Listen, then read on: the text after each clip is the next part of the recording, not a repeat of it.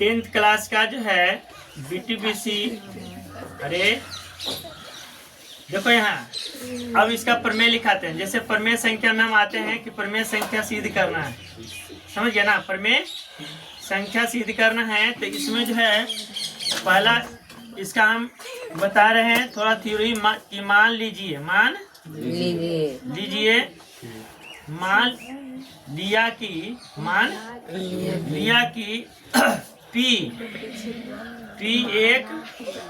एक अभाज्य संख्या क्या है?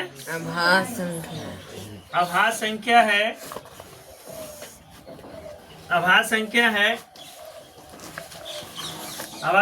है यदि P a स्क्वायर को विभाजित करती है,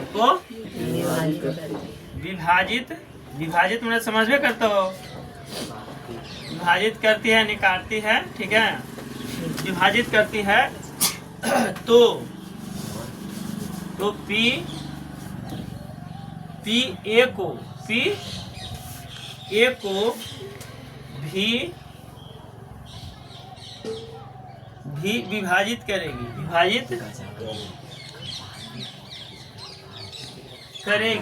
क्या करेगी? विभाजित करेगी जहाँ एक धनात्मक पूर्णांक है, एक धनात्मक पूर्णांक है। तो देखो इसका दो नोट पहला है, तुमको नोट में बता देते हैं, समझ में आ जाएगा।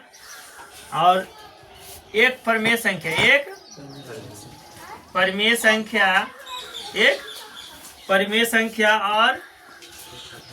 और एक अपरिमेय संख्या, एक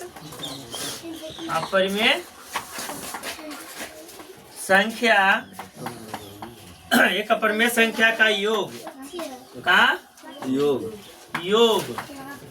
तथा अंतर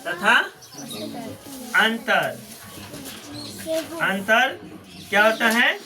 एक अपरिमेय संख्या होती है, एक अपरिमेय संख्या होती है, अपरिमेय संख्या होती है। देखो बाबू, जैसे एक परिमेय संख्या लिए तो परिमेय संख्या मान ली कि 2 ले लिए, ठीक है। और योग क्या?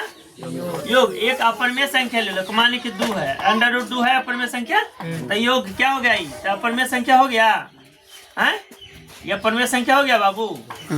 अरे हो गया कि ना? क्या करा? परिमेय संख्या और अपरिमेय संख्या का योग या अंतर क्या कहलाता है? अपरिमेय संख्या क्या कहलाता है? अच्छा, मान ली कि हम ले लिए 4 अब प्लस मान ली कि 3 ले लिए। अब परिमेय संख्या मान ली 3 है, अब √ मान ली 3 ले लिए, तो क्या हो गया? इसका अंतर क्या हो गया? अंतर है ना बाबू, तो क्या हो गया? अपरिमेय संख्या हो गया। अरे परिमेय संख्या हो गया कि नहीं हो गया? तो परिमेय संख्या हो गया। अब दूसरा थ्योरी क्या है? देख लो बाबू, दूसरा है एक शून्येतर। क्या?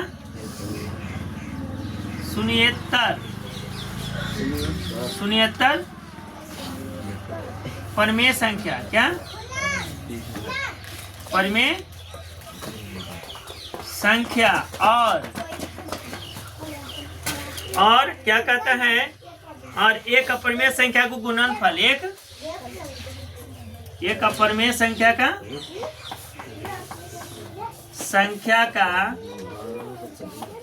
गुणनफल। क्या? गुणनफल क्या कहता है? या भागफल